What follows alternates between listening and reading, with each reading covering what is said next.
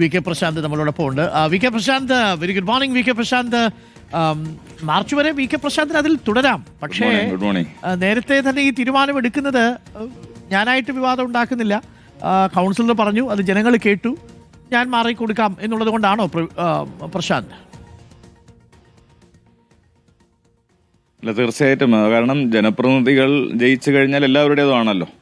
അപ്പോൾ ഇത്രയും നാളില്ലാത്തൊരു വിവാദം ഇപ്പോൾ വന്നു. അതുകൊണ്ട് ഞാൻ തീരുമാനിച്ചത്, പല സുഹൃത്തുക്കളും പാർട്ടിയുമായി ബന്ധപ്പെട്ടവരും ഒക്കെ അങ്ങനെ ഒരു അഭിപ്രായം പറഞ്ഞു, ഇനി അവിടെ നിന്ന് മാറി നിൽക്കുന്നതായിരിക്കും നല്ലത്. അപ്പോൾ അതിന്റെ അടിസ്ഥാനത്തിൽ അങ്ങോട്ട് മാറുന്ന ഒന്നേ ഉള്ളൂ. വിവാദങ്ങളും ചർച്ചയുടെയും തർക്കത്തിന്റെയും ഒന്നും കാര്യമില്ല. ജനങ്ങളുടെ കാര്യം നോക്കുന്നതിനാണ് നമുക്ക് മുൻഗണന കൊടുക്കേണ്ടത്. അപ്പോൾ അവിടെ ഒരു വിവാദ സ്ഥലം എന്ന നിലയ്ക്ക് അത് വേണ്ട എന്ന് തീരുമാനിച്ചിട്ടാണ് നമ്മൾ അങ്ങോട്ടേക്ക് മാറുന്നത്. അതായത് ശ്രീലേഖ ഇങ്ങനെയൊരു വിവാദം ഉണ്ടാക്കിയില്ലായിരുന്നെങ്കിൽ അവിടെ തന്നെ തുടരുമായിരുന്നു അല്ലേ, ആ ടേം തീരുന്നത് വരെ? അല്ല, തീർച്ചയായിട്ടും. നമ്മളിപ്പോൾ കഴിഞ്ഞ 7 വർഷമായിട്ട് ശാസ്തമംഗലത്തുള്ള ഓഫീസിലാണ് MLA ഓഫീസ് പ്രവർത്തിക്കുന്നത്. അപ്പോൾ അവിടെ യാതൊരുവിധ തർക്കങ്ങളും വ്യത്യസ്ത രാഷ്ട്രീയ ചേരിയിലുള്ളവർ ജനപ്രതിനിധികളായി വന്നിട്ടും ഉണ്ടായിട്ടില്ല.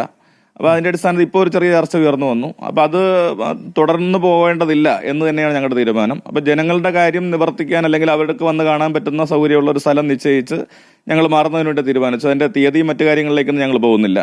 എന്നെ സംബന്ധിച്ച് കഴിഞ്ഞ 5 വർഷവും വട്ടിയൂർക്കാവിൽ വികസനം എന്നുള്ള അജണ്ടയാണ് ഞങ്ങളുടെ പ്രധാനമായി കൈകാര്യം ചെയ്തത്. മനസ്സിലായി പ്രശാന്ത്. ഈ ശ്രീലേഖ അതിനകത്ത് പറഞ്ഞത് ഒരു അനിയനോട് പറഞ്ഞു എന്നുള്ളത് കണക്ക് കൂട്ടിയാൽ മതി, പ്രശാന്ത് കാലാവധി വേണമെങ്കിൽ അങ്ങ് ഇരുന്നോ എന്ന അവസാനം ശ്രീലേഖ പറയുന്നുണ്ടായിരുന്നു.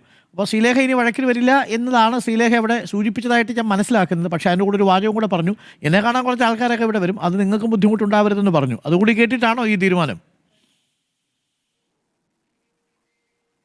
ഇല്ല, അതാണ് ഞാൻ പറഞ്ഞത്. കഴിഞ്ഞ 5 വർഷവും അവിടെ BJPയുടെ കൗൺസിലറായിരുന്നു. അദ്ദേഹത്തെ കാണാനും നിരവധി ആളുകൾ അവിടെ വന്നിട്ടുണ്ട്. ഞാൻ വിചാരിക്കുന്ന ഒരു കാര്യം, ഞങ്ങൾ ജയിച്ചു കഴിഞ്ഞാൽ എനിക്കെതിരെ വോട്ട് ചെയ്ത ആളുകളുടെയും MLA ആണ് ഞാൻ. അപ്പോൾ ആ ഒരു ചിന്തയിലാണ് ഞങ്ങൾ പ്രവർത്തിക്കുന്നത്. അപ്പോൾ അവിടെ മറ്റ് രാഷ്ട്രീയ കക്ഷികളിലെ ആളുകളും MLA കാണാൻ വരുന്നുണ്ട്. അപ്പോൾ അവിടെ ഞങ്ങൾക്ക് രാഷ്ട്രീയം ചർച്ച ചെയ്യാനും രാഷ്ട്രീയം വിവാദങ്ങളിൽ ഏർപ്പെടാനും ഒക്കെ ഞങ്ങൾക്ക് പാർട്ടി ഓഫീസുകളുണ്ട്. അവിടെ ഇരുന്ന അത്തരം കാര്യങ്ങളൊക്കെ ആലോചിക്കാം. അപ്പോൾ അതൊന്നും ഞങ്ങളെ സംബന്ധിച്ചൊരു പ്രശ്നമല്ല. പക്ഷെ ഇത് ഒരു അനാവശ്യ വിവാദം ഉണ്ടായി, അത് തുടരേണ്ടതില്ല. അതുകൊണ്ട് തന്നെ അത് കണക്കാക്കി അങ്ങോട്ടേക്ക് മാറാം. അപ്പോൾ വികസനത്തിന് വേണ്ടിയിട്ടാണ് ജനപ്രതിനിധികൾ എന്ന നിലയ്ക്ക് വട്ടിയൂർക്കാവിൽ നിരവധി കാര്യങ്ങൾ ചെയ്യാൻ കഴിഞ്ഞ 7 വർഷം കൊണ്ട് കഴിഞ്ഞു.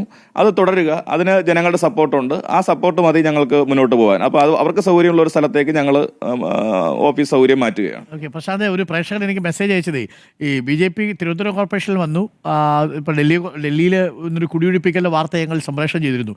അത് MLA തന്നെ കുടിയൊഴിപ്പിച്ചു എന്നാണ് ഒരു പ്രേക്ഷകൻ മെസ്സേജ് ചെയ്തത്. അല്ല, ഇത് എനിക്ക് പറയാനുള്ളത്, ഇത് കേരളമാണ്. ഇവിടെ താൽക്കാലികമായിട്ടുള്ള ഒരു തിരിച്ചടി നഗരഭരണത്തിലുണ്ടായി. ഞങ്ങളെ സംബന്ധിച്ച് അത് ഞങ്ങൾ പരിശോധിച്ചിട്ടുണ്ട്. ഞങ്ങളത് പൂർവാധികം ശക്തിയായി തിരുവനന്തപുരം നഗരത്തിൽ തിരിച്ചു വരും. BJP ചെയ്യുന്ന ഇത്തരം പ്രവർത്തനങ്ങളെ അംഗീകരിക്കാൻ ഒരു കാരണവശാലും കേരളീയ പൊതുസമൂഹം തയ്യാറാകില്ല എന്ന് നമുക്കറിയാം. അപ്പോൾ കേരളത്തിൽ ആ രാഷ്ട്രീയം തന്നെ ഞങ്ങൾ മുന്നോട്ട് കൊണ്ടുപോകും. ഇവിടെ ഇപ്പോൾ ഞങ്ങൾ തുടരേണ്ടതില്ല എന്ന് തീരുമാനിച്ചത് ഒരു കീഴടങ്ങലല്ല. ഞങ്ങളെ സംബന്ധിച്ച് വിവാദങ്ങൾക്ക് ഇവിടെ സ്ഥാനമില്ല. ജനങ്ങൾക്ക് സൗകര്യപ്രദമായിട്ടുള്ള ഒരു സ്ഥലം ഞങ്ങൾ കണ്ടെത്തി മുന്നോട്ട് പോകുന്നു എന്നുള്ളത് മാത്രമേ ഞങ്ങളിപ്പോൾ എടുക്കുന്നുള്ളൂ. അപ്പോൾ BJP അവരുടെ അജണ്ടകൾ നടപ്പാക്കാൻ കേരളത്തിൽ ശ്രമിച്ചാൽ അതിനെ ശക്തിയുക്തം എതിർക്കാനുള്ള കരുത്ത് കേരളത്തിലെ ഇടതു പാർട്ടികൾക്കുണ്ട്, പൊതുസമൂഹത്തിനുണ്ട്. മതനിരപേക്ഷ സമൂഹം അതിനാകെ ഒറ്റക്കെട്ടായിട്ട് മുന്നോട്ട് വരും. അപ്പോൾ അതൊന്നും നടക്കത്തില്ല എന്നുള്ളത് അവർ മനസ്സിലാക്കിക്കൊള്ളണം. Okay, thank you Prashanth. എന്തായാലും പുതിയ സ്ഥലത്ത് ആരും ബഹളം ഉണ്ടാക്കാനും വഴക്കുണ്ടാക്കാനും ഒന്നും വരുന്നില്ലല്ലോ. അതെ, നമുക്ക് സൗകര്യമായിട്ട് കാര്യങ്ങൾ ചെയ്യാമല്ലോ. വളരെ സന്തോഷം.